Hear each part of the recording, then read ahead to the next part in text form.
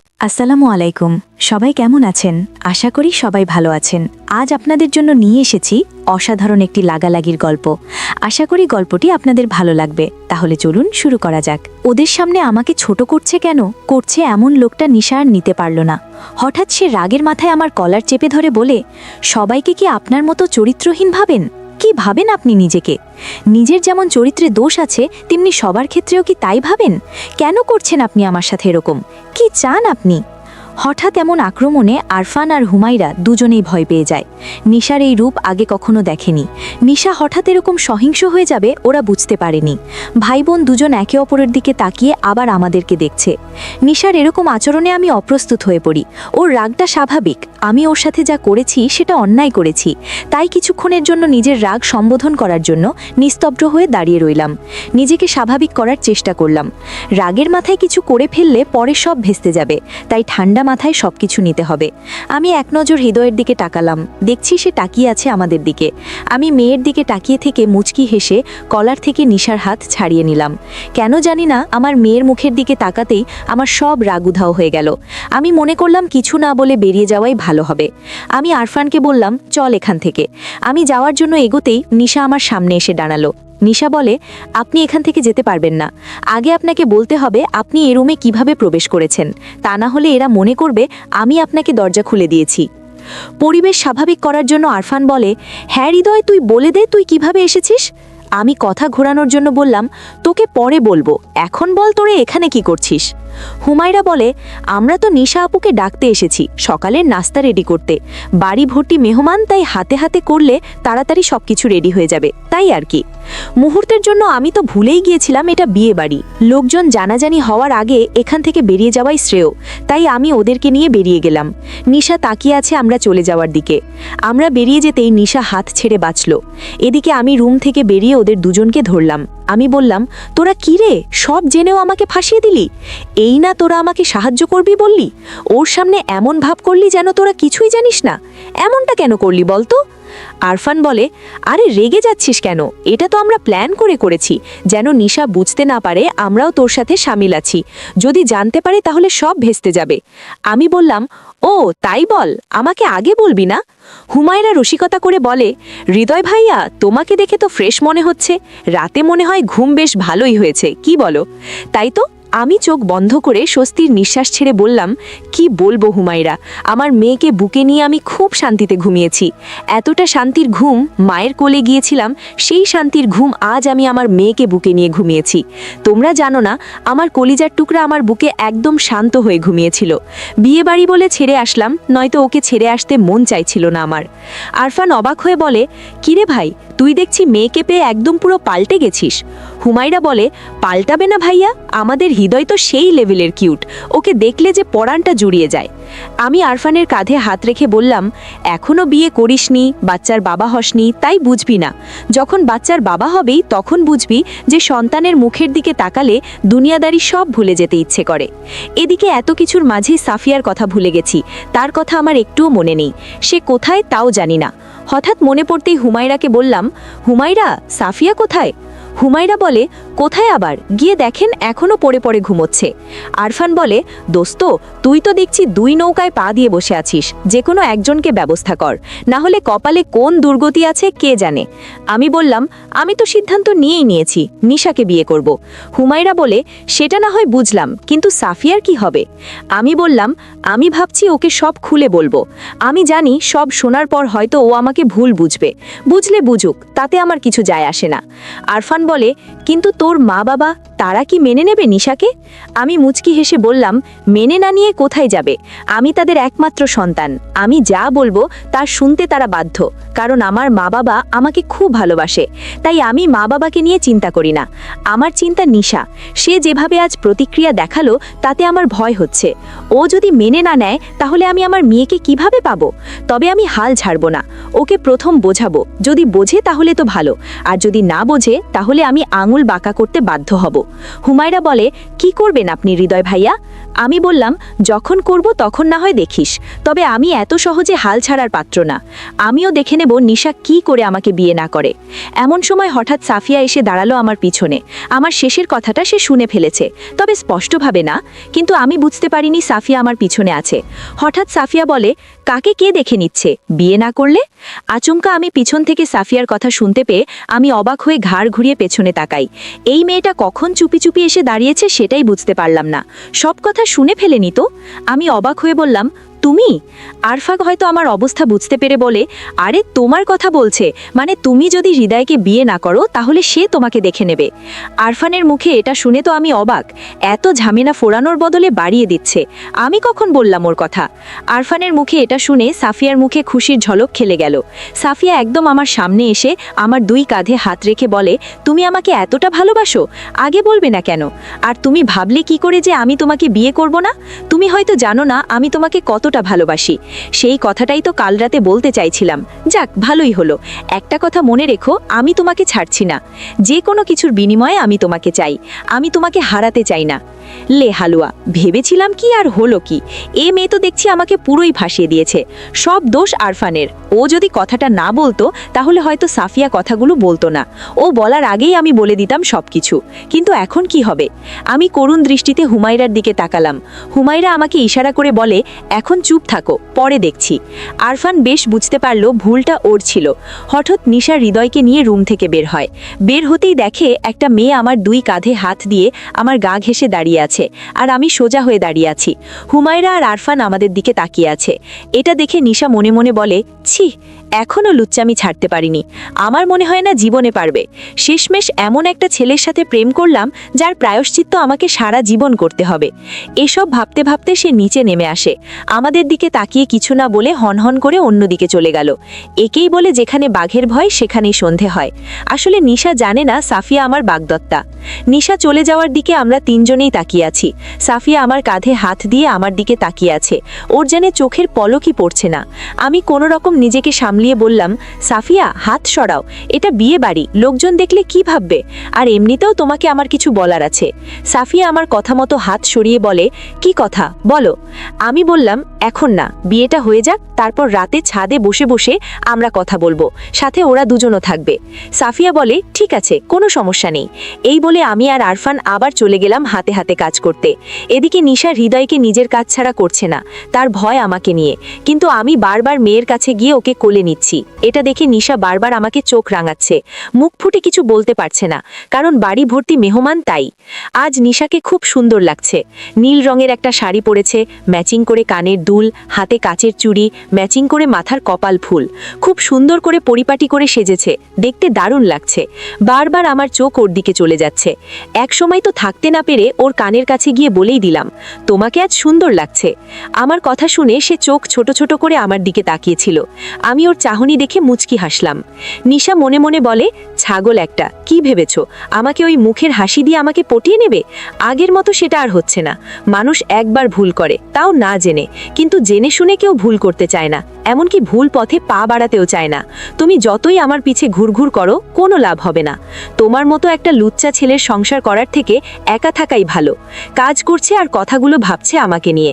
এভাবে সারাদিন কেটে গেল। বরযাত্রী এলো, খাওয়া দাওয়া হলো, বিয়ে হলো। একসময় সবাই বিদায় নিয়ে চলেও গেল, কিন্তু আমরা অতিথি হয়েও গেলাম না। কি করে যাই বলুন? মেয়েকে ছেড়ে তো যেতেই ইচ্ছে করছে না। বরযাত্রী যেতে যেতে রাত হয়ে গেল। রাত আনুমানিক এখন 8টা বাজে।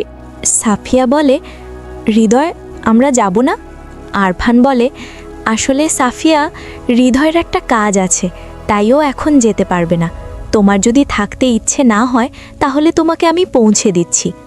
সাফিয়া বলে, আরে না, আমার তেমন কোনো সমস্যা নেই, এমনি জিজ্ঞেস করছিলাম যাবে কি না। রাতে খাবারের পর নিশা হৃদয়কে নিয়ে ঘুমোতে চলে গেল। আমাকে নিয়ে তার কোনো মাথা ব্যথা নেই। সে আমাকে যত এড়িয়ে চলতে পারবে তার জন্য ততই ভালো, এটাই সে মনে করে।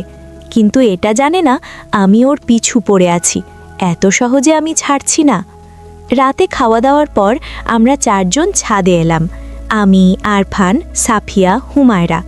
4 জন একটা মাদুর পেটে গোল হয়ে বসে পড়লাম। প্রথমে টুকিটাকি কথা বললাম বিয়ের ব্যাপার নিয়ে। একসময় আমি বললাম, সাফিয়া, তোমাকে কিছু বলার আছে আমার। সাফিয়া বলে, কি বলার আছে বলো না, শুনছি তো। আমি বললাম, দেখো, তোমাকে আমার ব্যাপারে কিছু বলার আছে যেটা তুমি জানো না। এখন আমি তোমাকে যে কথাগুলো বলবো, জানি না আমার কথাগুলো শোনার পর তুমি আমাকে কোন চোখে দেখবে। সাফিয়া আমার হাত ধরে বলে, তুমি যেমনই হও তাতে আমার কিছু যায় আসে না। আমি তোমাকে ভালোবাসি এটা যেমন সত্যি, তেমনি আমি তোমাকে চাই সেটাও সত্যি। আমি বললাম, কথাগুলো যতটা বিশ্বাসের সাথে বলছো, আমার মনে হয় না আমার কথাগুলো শোনার পর ততটা বিশ্বাস টিকে থাকবে। যাই হোক, আগে আমার কথাগুলো শোনো। তারপর আমি বলতে শুরু করলাম, আমি কি, আমি কেমন, আমি কতগুলো মেয়ের জীবন নষ্ট করেছি। আরও কিছু বাড়িয়ে বানিয়ে বললাম, শুধু নিশার কথা ছাড়া। কথাগুলো শেষ করে আমি সাফিয়ার দিকে তাকালাম, ওর মুখের প্রতিক্রিয়া কেমন হয়েছে সেটা দেখার জন্য। কিন্তু আমি ওর মুখের দিকে তাকিয়ে অবাক হয়ে গেলাম। এতগুলো কথা শোনার পর ওর মুখের প্রতিক্রিয়া যেমন হবার কথা ছিল এমনটা হলো না, হলো তার উল্টো। আমি দেখি সাফিয়া আমার কথা শুনে মিটিমিটি হাসছে, যেন আমার কথাগুলো ওর কাছে মজা লাগছে। তাহলে কি ও আমার কথাগুলো বিশ্বাস করেনি তাই হাসছে? সাফিয়া বলে, তুমি আমার সাথে মজা করছো তাই না? এমনটা কখনো হয় নাকি? একটা ছেলে এতগুলো মেয়ের সাথে সম্পর্ক করবে, সেটা মেয়েরা যেন তার সাথে জড়িয়ে পড়বে? মেয়েরা কি পাগল নাকি? তোমার এই আজগুবি কথাগুলো আমাকে বিশ্বাস করতে হবে? তুমিও না পারো বটে। আমি বললাম, জানতাম তুমি আমাকে অন্ধের মতো ভালোবাসো, তাই আমার সত্যি কথাগুলো মজার ছলে এড়িয়ে দিচ্ছ। কিন্তু আমি তোমাকে একটা কথাও মিথ্যে বলছি না। বিশ্বাস না হলে আরফানকে জিজ্ঞেস করো, হুমায়রাকে জিজ্ঞেস করো। এবার আরফান মুখ খুলল। আরফান বলে, উনি যা বলছে সব সত্যি, ও তোমাকে এক বিন্দুও মিথ্যে কথা বলছে না। হুমায়রা বলে, হ্যাঁ সাফিয়া আপু, হৃদয় ভাইয়া সত্যি কথা বলছে। তোমার সাথে মিথ্যে কথা বলেও কি লাভ বলো, যেখানে তোমাদের এঙ্গেজমেন্ট হয়ে গেছে? এবার সাফিয়া ভাবনায় পড়ল। কিছুক্ষণ ভেবে নিয়ে বলে, দেখো, সব ছেলে সাধু হয় না, নানান রকম বাজে কাজে লিপ্ত থাকে। তুমিও হয়তো ছিলে। আমার মনে হয় তুমি এখন শুধরাতে চাইছো, তাই আমাকে এসব কথা বলছো। দেখো, তুমি যেমনই হও সেটা আগে ছিলে, এখন তো আর এসব করছো না। আশা করি আমাদের বিয়ের পরও এসব আর করবে না। তোমার এসবের কারণে আমি তোমাকে ছেড়ে যাব না। আমি সাফিয়ার কথা শুনে চিন্তায় পড়ে গেলাম। মেয়েটি দেখছি আমার পিছু ছাড়বে না। এবার আমি নিশার কথা বলতে বাধ্য হলাম। আমি বললাম, আর একটা কথা তুমি জানো না। সাফিয়া বলে, কি কথা? আমি বললাম, এ বাড়িতে আসার পর তুমি নিশ্চয়ই নিশাকে দেখেছ। সাফিয়া বলে, হ্যাঁ দেখেছি তো, তো কি হয়েছে? আমি বললাম, এক সময় সে আমার গার্লফ্রেন্ড ছিল। সাফিয়া বলে, বুঝলাম, এক সময় মানে সেটা অতীত। অতীতে হয়তো তোমার অনেক গার্লফ্রেন্ড ছিল, এদের বাদেও যদি আরও থেকে থাকে তাতেও আমার কোনো প্রবলেম নেই, কিন্তু এখন তুমি শুধু আমার।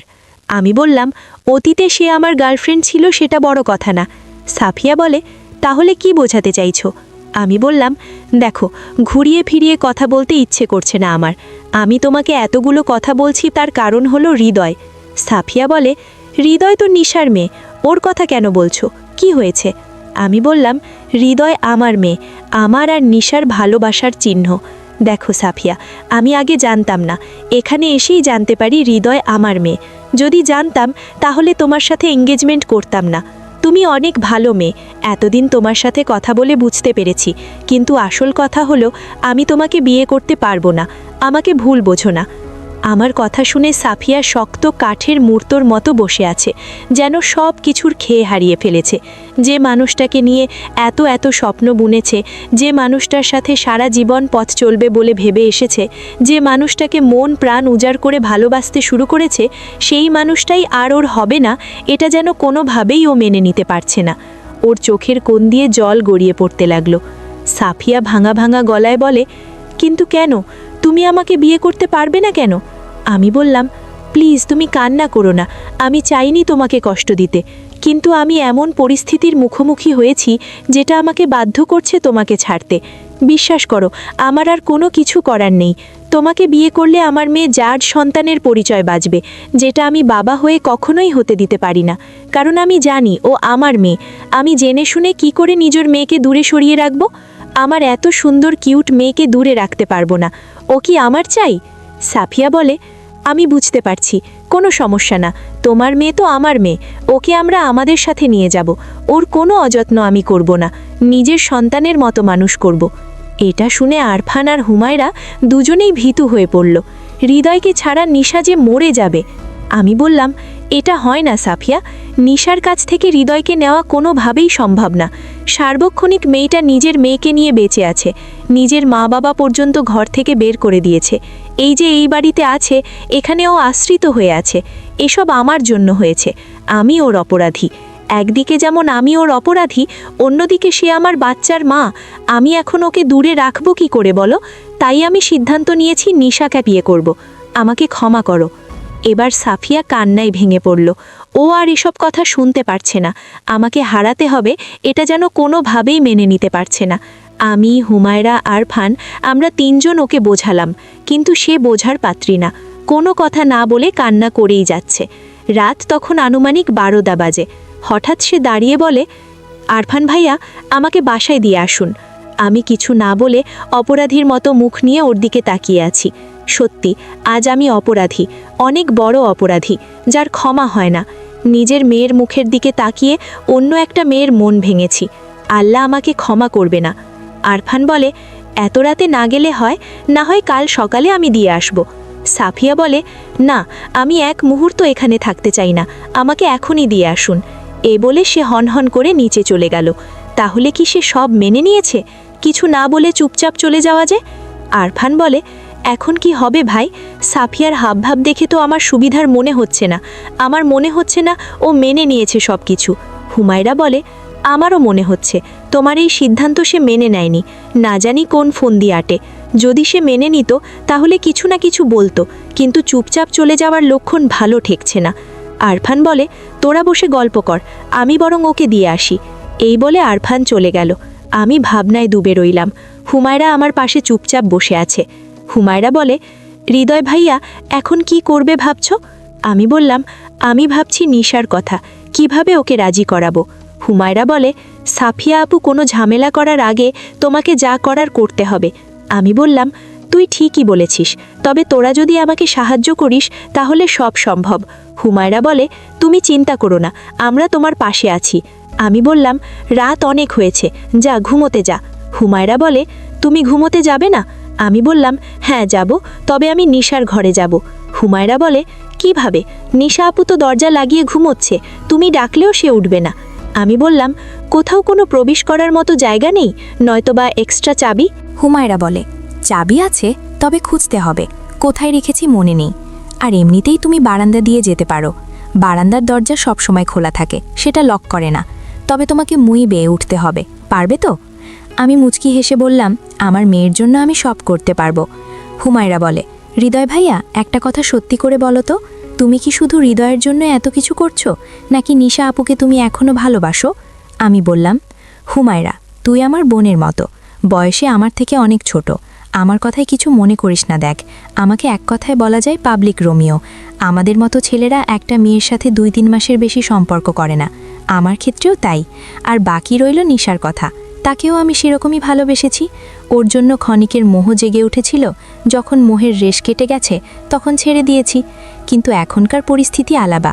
বর্তমান নিশা আমার সন্তানের মা, এছাড়াও ওকে আবার নতুন করে ভালোবাসতে শুরু করেছি আমি। জানি হুমায়রা, আমার কথা তুই বিশ্বাস করতে পারছিস না, না পারলেও এটাই সত্যি, আমি আবার ওর প্রেমে পড়েছি। হুমায়রা বলে, তুমি টেনশন করো না তো ভাইয়া, সব ঠিক হয়ে যাবে। তুমি বরং আসো, আমি তোমাকে মই দেখিয়ে দিচ্ছি। এই বলে হুমায়রা আমাকে নিয়ে বাড়ির পিছনে গেল, আমাকে মই দিয়ে রুম দেখিয়ে দিয়ে চলে গেল। আসলে নিশা দোতলায় থাকে, তাই এখন আমাকে মই বেয়ে উপরে উঠতে হবে। ওদের জন্য তো এতটুকু করতেই পারি। বাড়ির পেছনের দিকটা অন্ধকার, তেমন একটা লাইটের ব্যবস্থা নেই, তার ওপর মই ছোট, ওদের বারান্দা পর্যন্ত যাচ্ছে না। আমাকে ওর বারান্দায় যেতে হলে হাত বাড়িয়ে রেলিং ধরে ঝুলে উপরে উঠতে হবে। অনেক ঝুঁকির ব্যাপার, কিন্তু তারপরও যে আমাকে যেতে হবে, মেয়ের টানে তো বটেই, তার সাথে মেয়ের মাও যে টানছে আমাকে। আজ নিশার সৌন্দর্য আমাকে আকৃষ্ট করছে ওর প্রতি, ভালোবাসার জোয়ার বই দিয়েছে বুকের ভেতর। আজ আমি নতুন করে প্রেমে পড়েছি ওর রূপের। আজ ওকে বুকে নিয়ে একটু আদর করব, তবে ওকে টের পেতে দেওয়া যাবে না। যদি টের পাই তাহলে হাঙ্গামা করবে। এসব ভাবতে ভাবতে মই উঠতে লাগলাম। কথাগুলো ভাবতে ভাবতে একটু আনমনা হয়ে পড়েছিলাম, তাতেই হলো বিপত্তি। হঠাৎ পা ফসকে মই থেকে পড়ে যাই। পড়ে পড়েছি গোলাপ গাছের ওপর। গোলাপ গাছের কাঁটা আটকে অনেকটা জায়গা জুড়ে ছিঁড়ে যায়, মুখে, হাতে, গলায়, বুকে। কারণ আমি উল্টো হয়ে পড়েছি, তাই পরনের শার্ট মইর সাথে আটকে এক সাইড ছিঁড়ে গেছে। আমি কোনো রকম উঠে দাঁড়ালাম। কাটা স্থানগুলো জ্বলছে। অন্ধকারে বোঝা যাচ্ছে না ঠিক কতটা ক্ষত হয়েছে। আমি কিছুক্ষণ দাঁড়িয়ে ধাতস্থ হলাম, তারপর আবার সাবধানে উঠতে লাগলাম। অনেক কষ্টে রেলিং ধরে ঝুলে বারান্দায় প্রবেশ করলাম। এইটুকু উঠে আসতেই হাঁপিয়ে গেছি আমি। কিছুক্ষণ দাঁড়িয়ে জোরে জোরে নিঃশ্বাস নিলাম, তারপর বারান্দার দরজায় হাত দিয়ে দেখলাম খোলা। হুমায়রা তাহলে সত্যি কথাই বলেছে। রুমের ভিতরে গিয়ে দেখি একটা নীল রঙের ডিম লাইট জ্বলছে। তার আলোতে বেশ পরিষ্কার দেখা যাচ্ছে রুম। আমি খাটের দিকে তাকিয়ে দেখি আমার মেয়ের হৃদয় চিত হয়ে শুয়ে ঘুমোচ্ছে। নিশা ওর উপর হাত দিয়ে কাত হয়ে ঘুমিয়ে আছে।